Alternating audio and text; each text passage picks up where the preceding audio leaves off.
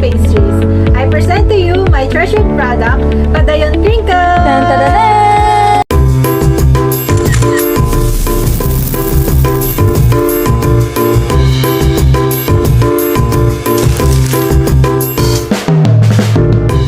Why do I choose Pandan Crinkles as my entrepreneurial development project? Bukod sa kaalamang ang pandan ay nagtataglay ng mabangong aroma at nagbibigay ng flavoring sa ating mga pagkaing kinakain. I choose Pandan Crinkles as my EDP dahil meron itong mga health benefits na marahil hindi pa nalalaman ng karamihan. Alam nyo ba, ang pandan is rich in vitamin A which is good for our eye health. And according to Dr. Poonam Sachdev 2022, pandan is an excellent source of vitamins and antioxidants which help boost immune system and prevents conditions such as cancer, heart disease, and diabetes. Isang factor pa is ang pandan ay may natural sweetness, kaya na lamang malaki yung dinidak nating sugar or amount of sugar doon sa ating pandan crinkles. From 150 grams, naging 75 grams na lang yung nilalagay ko per batch pag nagpo-production ako. So, nakamenos din tayo sa expenses ng ating mga ingredients. Kaya, itong pinili kong EDP dahil hindi lamang masasatisfy ang cravings mo sa matatamis, bagkus magkakaroon ka rin ng health benefits from our pandan crinkles. Nature of the project.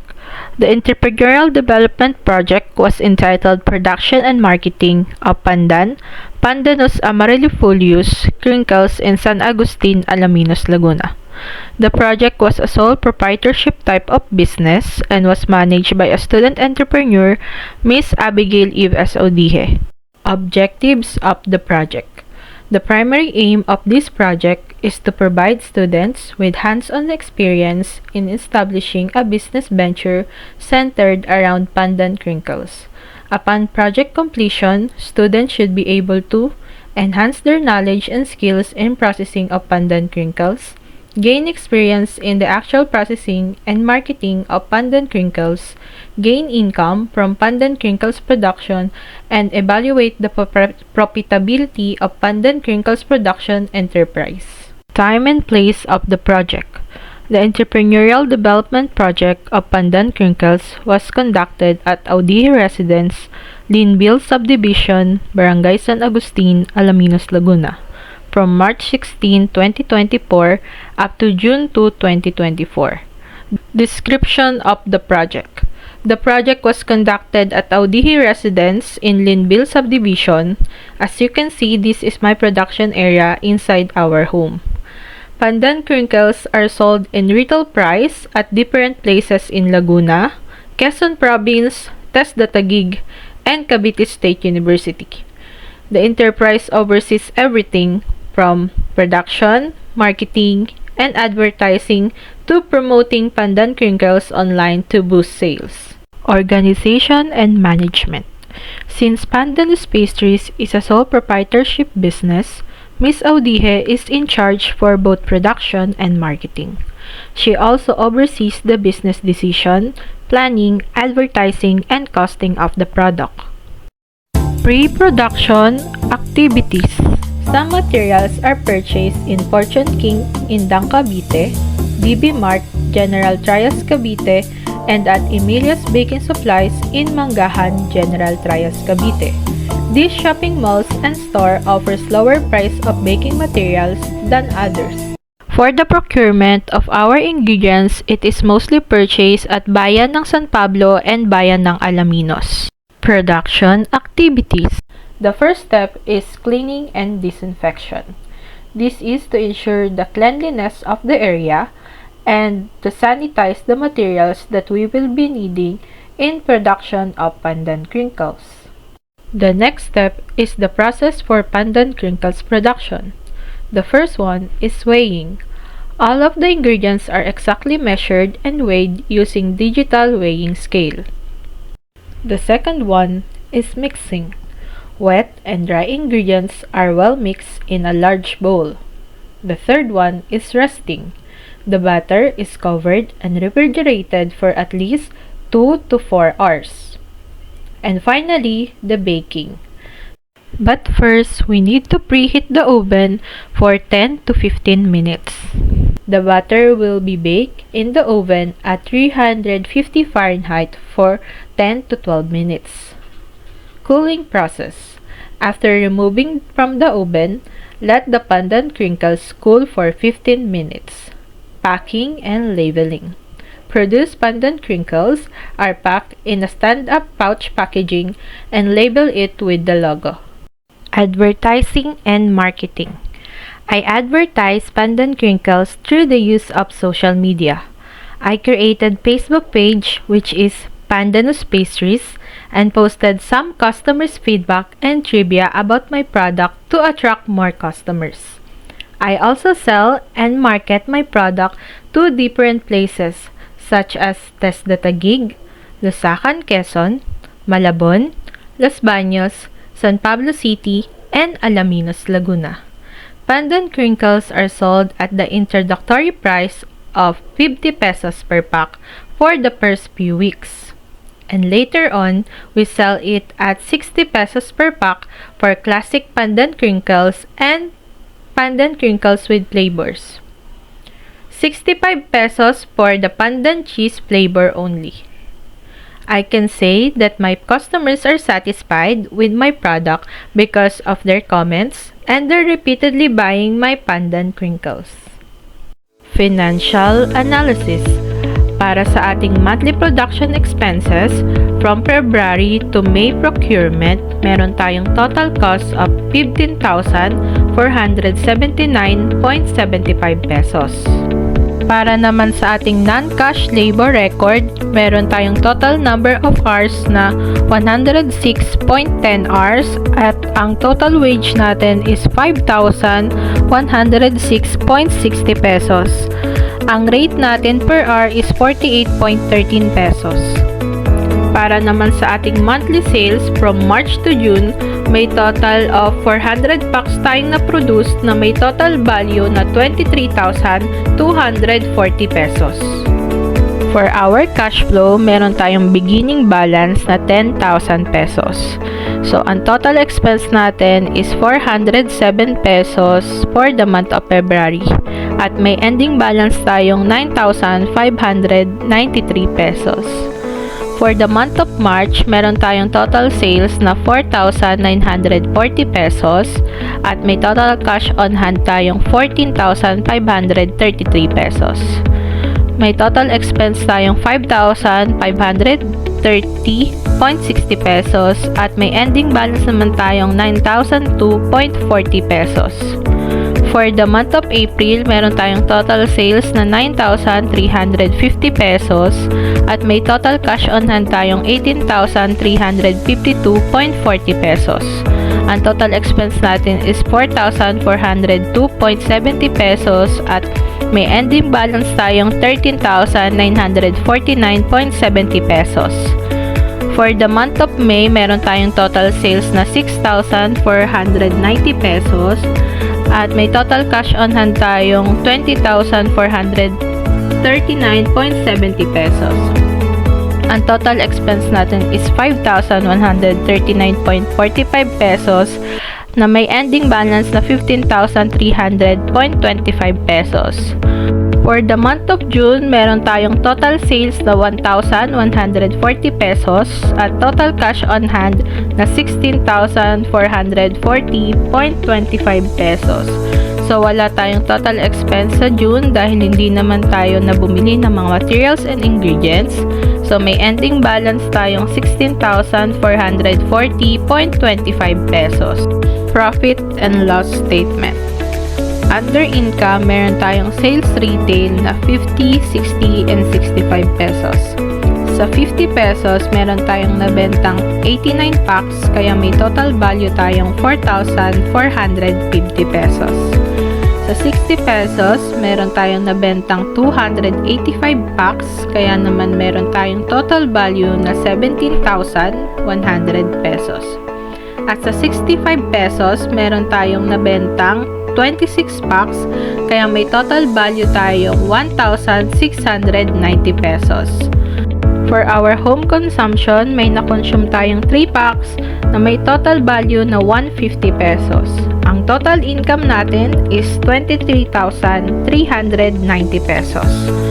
For our expenses, sa cash expenses, meron tayong total value na 15,919.72 pesos at ang ating non-cash expenses or own labor ay 5,106.60 pesos. Ang total expenses natin is 21,026.32 pesos. Ang ating profit ay 2,363.68 pesos at ang ROI natin or return on investment is 11.24%. Market analysis. Makikita sa ating pie graph na ang pinakamaraming nabentahan ng Pandan Crinkles ay TESDA Taguig at ang pinakamaunti naman ay Los Baños, Laguna. Sa TESDA Taguig, marami tayong nabentahang mga estudyante na nagte-training dito at may mga employees din tayong nabentahan sa kani-kanilang mga office. Problems and solutions. Isa sa mga naging problema ko ay ang temperature ng ating oven. So, pinahiram tayo ng dalawang oven, isang medium at isang small oven.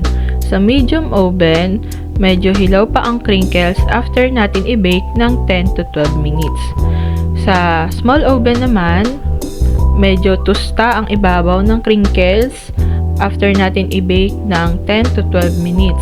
So, ang solusyon na ginawa ko sa problemang ito ay in-adjust ko ang temperature at kinontrol ko ang oras ng pagbe-bake ng ating oven. So, sa small oven, binabaan ko ang temperature at ang oras ng pagbe-bake. Sa medium oven naman ay tinaasan ko ang temperature at tinaasan ko din ang oras ng pagbe-bake. So, itong mga natustang crinkles, so tostado lang ang ibabaw, pero chewy pa rin yung loob, kaya naibenta pa rin natin ang mga ito.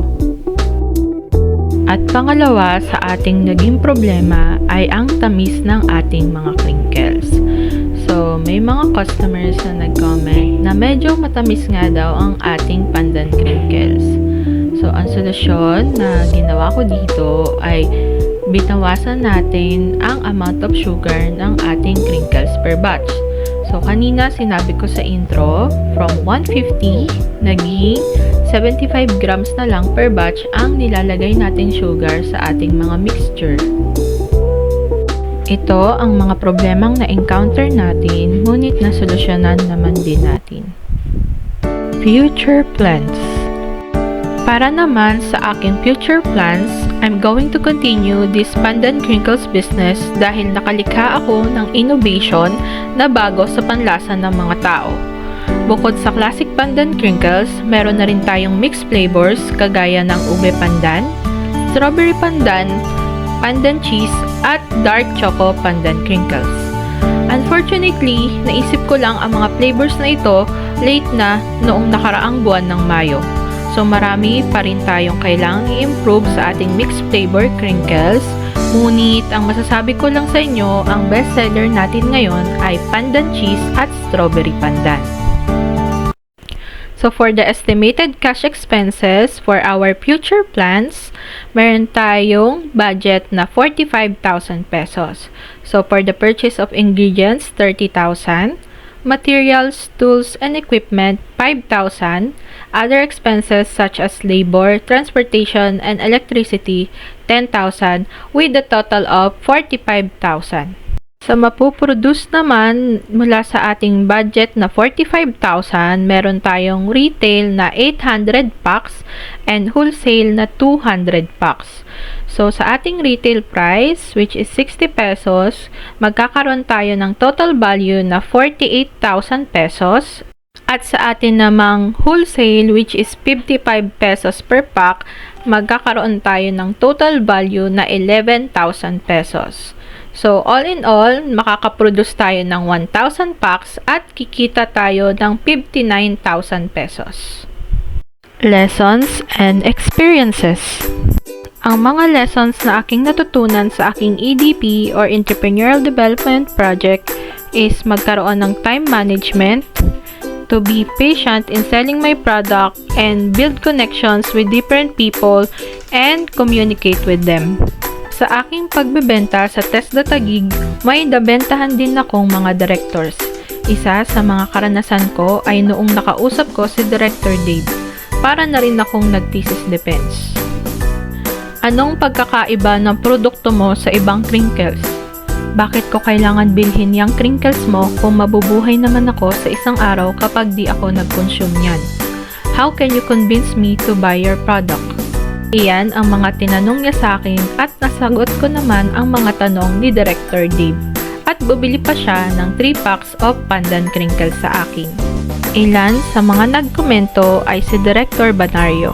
Ang sabi niya sa akin, "May potential itong product mo ah. Ang ganda ng project nitong school mo." At bumili siya ng 5 packs of pandan crinkles.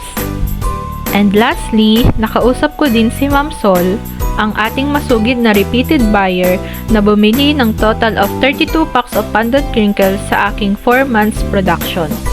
Ang komento niya ay, "Ito kasing mga crinkles mo nagustuhan ng mga apo ko at nasarapan din sila kaya pinapasalubungan ko sila palagi kapag may benta ka dito.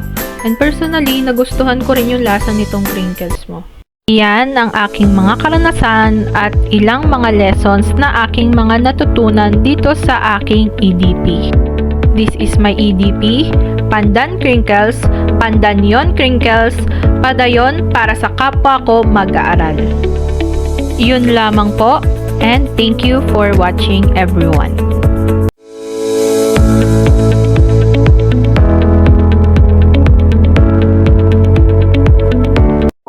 Testimony.